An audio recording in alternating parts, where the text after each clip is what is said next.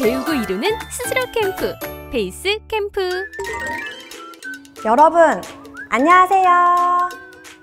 여러분과 함께 국어 공부를 완주할 한희쌤이에요. 여러분도 선생님과 함께 국어 공부를 완주할 준비가 되어 있나요? 오늘도 선생님과 함께 신나게 달려볼까요? 오늘 우리가 공부할 내용은 핵심 정보를 중심으로 발표하기입니다.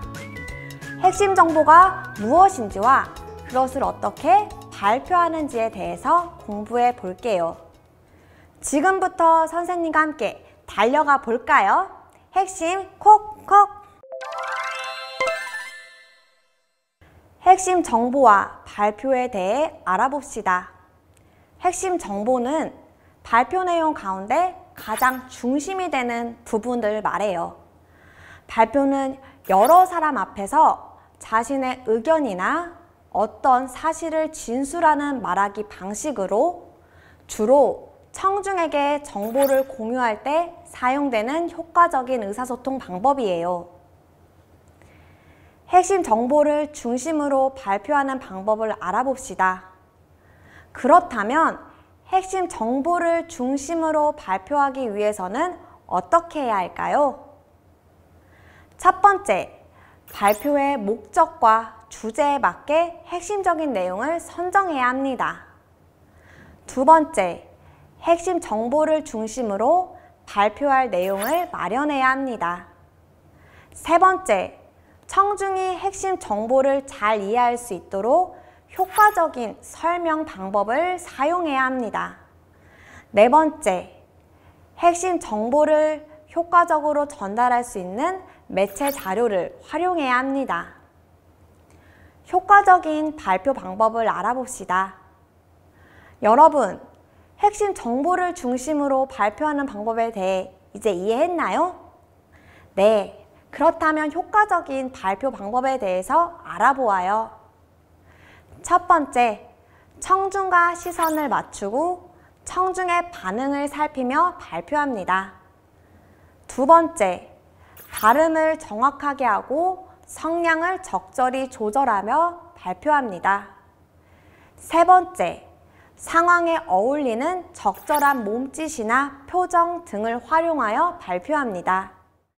네 번째, 공손한 말투를 사용하고 예절을 잘 지키며 발표합니다. 발표하기 과정을 알아봅시다. 여러분, 지금까지 효과적인 발표 과정에 대해 알아보았으니 이번에는 발표하기의 과정에 대해서 알아보아요. 첫 번째, 발표 주제 정하기입니다. 발표의 주제와 목적을 정합니다. 그리고 나서 발표 장소와 청중을 분석합니다. 청중 분석이란 청중의 지식 수준, 그리고 배경 지식과 같은 기본 정보들에 대해서 알아보는 것을 말합니다. 두 번째, 발표 내용 마련하기입니다. 다양한 매체에서 발표 주제와 관련된 자료를 찾습니다. 세 번째, 발표 내용 조직하기입니다. 핵심 정보가 잘 드러나도록 통일성 있게 내용을 조직해야 합니다. 여러분들이 잘 기억해 두어야 할 것은 통일성이라는 단어입니다. 네 번째, 발표문과 발표 자료 만들기입니다. 개요를 바탕으로 발표문을 작성합니다. 그리고 나서 핵심 정보를 효과적으로 전달할 수 있는 매체 자료를 만듭니다. 또 다른 사람이 만든 자료를 인용할 때는 반드시 출처를 밝혀줘야 합니다. 그리고 마지막으로 다섯 번째, 발표하기입니다. 목소리의 높낮이, 말의 빠르기, 목소리의 크기 등을 조절하여 바른 자세로 발표를 합니다. 매체 자료를 활용하여 발표하기입니다. 우리가 지금까지 발표에 대해서 알아봤으니 어떤 매체 자료들을 활용할 수 있는지 한번 살펴보도록 할게요. 첫 번째로 도표입니다. 우리 저 그림이 보이죠? 도표는 해당 자료의 구체적인 수치를 전달할 때 사용합니다. 예를 들어서 설문조사의 결과가 있는데 우리 제시된 도표에는 청소년 스트레스의 원인에 대한 도표가 제시되어 있는 것을 확인할 수 있습니다. 다음으로 그래프입니다. 둘 이상의 자료의 차이점이나 자료의 변이를 제시할 때 자료에 구체적 수치를 전달할 때 사용을 합니다. 예를 들어서 월별 독서량 통계, 설문조사 결과 등과 같은 내용을 표현할 때 사용하는데요. 우리 그림에 제시되어 있는 그래프의 경우는 막대 그래프와 선 그래프가 쓰여 있는 것을 확인할 수 있습니다. 다음은 그림과 사진입니다.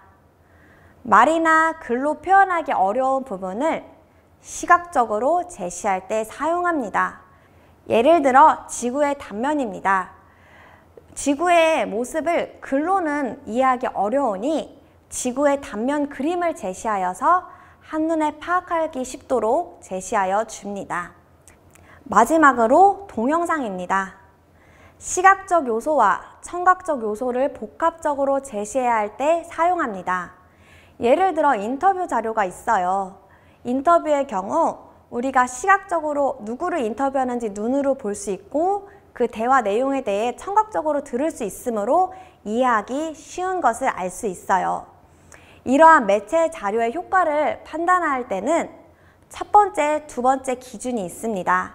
한번 같이 확인해 보도록 할게요. 첫 번째는 발표의 목적과 대상, 상황, 내용 등에 비추어 적절한 매체 자료가 활용되었는지 판단합니다. 두 번째입니다. 두 번째는 매체 자료가 청중의 흥미를 유발하는지, 정보를 효과적으로 전달하는지, 설득력을 높이는지 판단을 합니다. 발표 평가하기를 알아봅시다. 지금까지 우리 발표에 대해서 알아보았으니 어떻게 발표를 평가하는지 한번 확인해 보도록 할게요. 첫 번째는 발표 주제가 잘 드러났는가 확인을 해야 합니다. 두 번째는 발표 주제와 청중을 고려하여 내용을 구성하였는지 확인해야 합니다. 세 번째는 청중의 반응을 살펴가며 발표를 하였는지 확인을 해야 합니다.